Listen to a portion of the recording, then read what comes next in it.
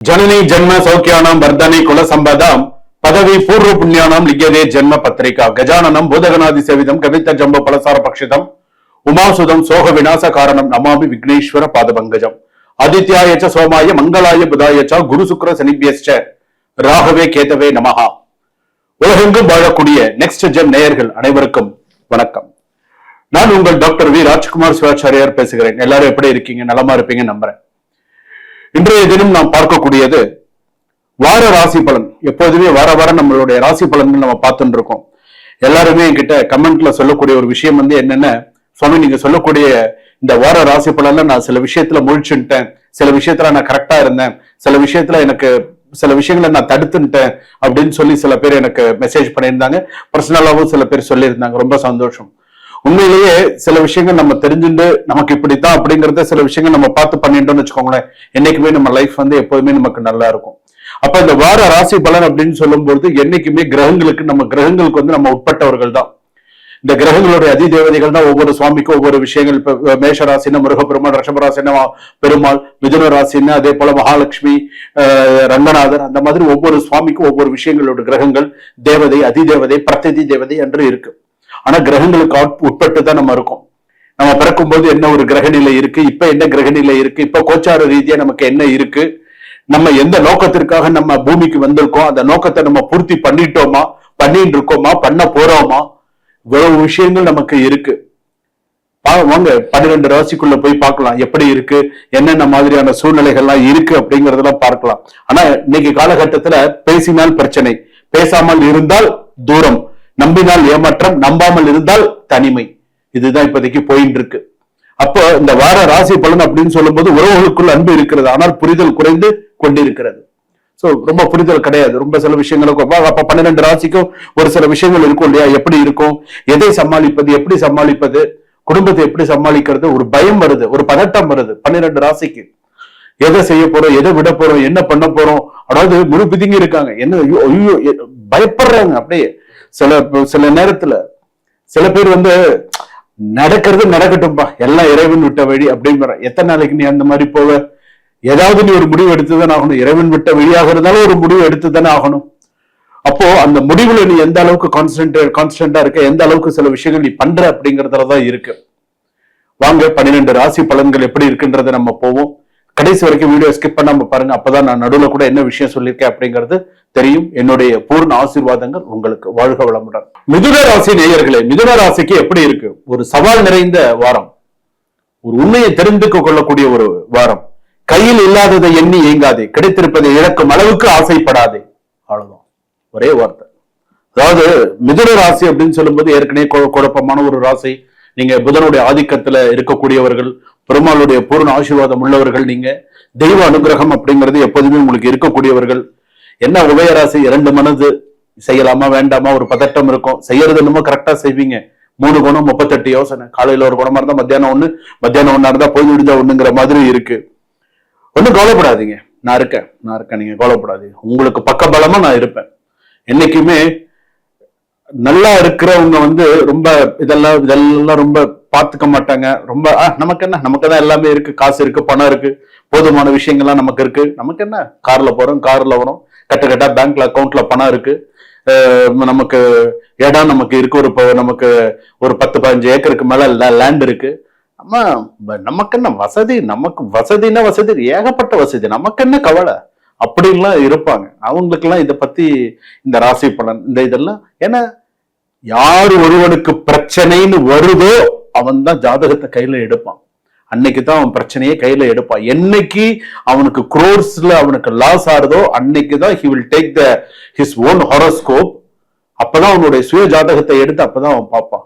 நான் இன்னைக்கு நடுத்தர மக்கள், இன்னைக்கு நீங்க பாக்குறீங்க இல்லையா, ஐயா இந்த ஜாதகத்தை சில பேரு நமக்கு என்ன சொல்லியிருக்காங்கன்னு தெரியல. அன்றாடம் சில பேர் எழுந்திருந்தோடனே வேலைக்கு போறதுக்கு முன்னாடி பார்ப்பாங்க, நமக்கு ஏதாவது நல்ல விஷயங்கள் சொல்லியிருக்கா, சரி நம்ம இதை நம்ம பார்த்துக்கணும், வாரப்பலனா நமக்கு சுவாமி இதை சொல்லியிருக்காங்க, நம்ம இதை பார்த்துக்கணும் அப்படின்னு சில பேரு அன்றாடம் தன்னுடைய வாழ்க்கையை கரெக்டா கொண்டு போறவங்களும் இருக்காங்க. தெய்வ நம்பிக்கை.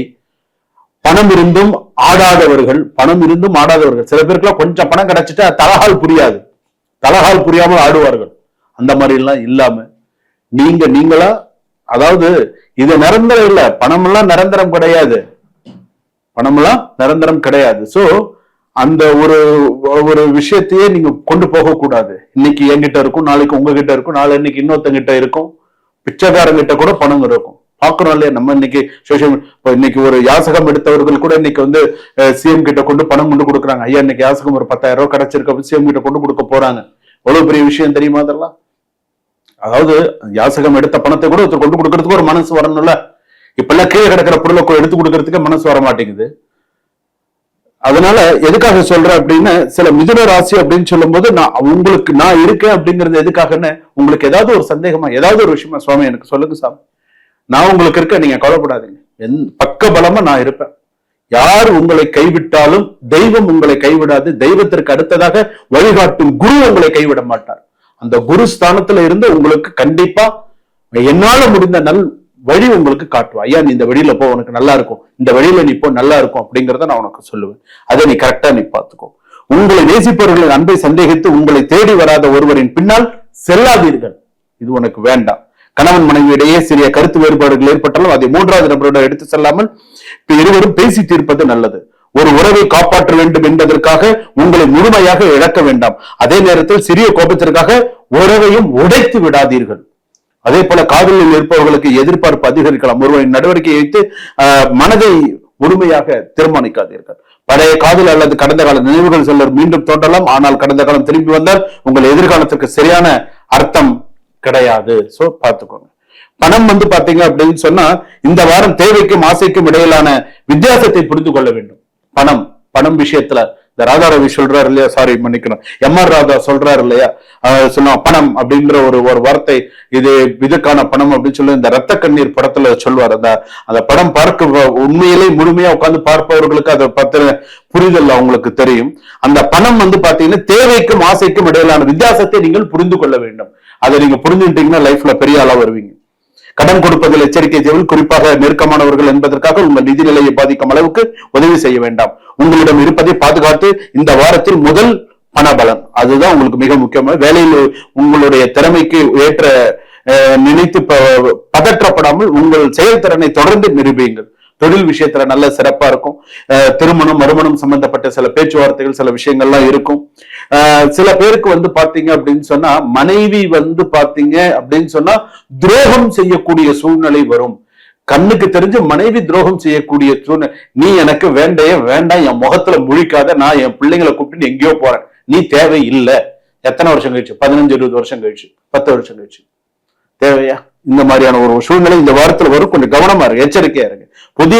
புதிய வாய்ப்பு வருவதற்கு ஏற்கனவே நல்ல நிலை இருக்கும். தொழிலை தொடர்பு இழக்காதீர்கள். சோ சில விஷயத்துல கரெக்டா பாத்துக்கோங்க. உன்னை தேடி வராத ஒன்றை துரத்தி ஓடாதே. உன்னை விட்டு விலகாமல் நிற்கும் நல்லதை அலட்சியம் செய்யாதே. உனக்கானது எது என்பதை உணர்ந்த நாளே உன் வாழ்க்கை குழப்பம் பாதியாக குறையும். சோ இதை பார்த்துக்கோ. அடுத்ததாக இந்த வாரத்துல உனக்கு வந்து இன்னொரு விஷயம் என்ன அப்படின்னு கேட்டா, கிடைக்காத பதவிக்காக இப்போது இருக்கும் வாய்ப்பை அலட்சியம் செய்யாதீர்கள்.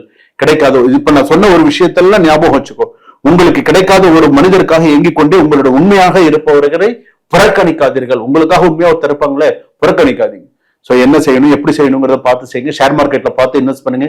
சீனியர் சிட்டிசன்ஷிப்லாம் கொஞ்சம் பார்த்து பண்ணுங்க. அதே போல ரிலேஷன்ஷிப்ல இருக்கிறவங்க கொஞ்சம் கவனமா இருங்க.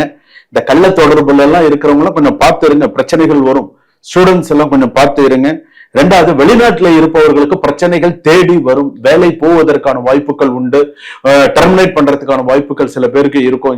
ஏதாவது ஒரு சின்ன காரணத்தினால இது பண்ணுவாங்க. குடும்பத்துக்காக இவ்வளவு கஷ்டப்பட்டு சில பேர் ஏமாற்றத்தை சந்திக்கக்கூடிய சூழ்நிலைகள் வரும். சோ கொஞ்சம் பார்த்து மிதுன ராசிக்காரர்கள் நடந்து கொள்வது நல்லது. இன்பமே சூழ்க, எல்லோரும் வாழ்க.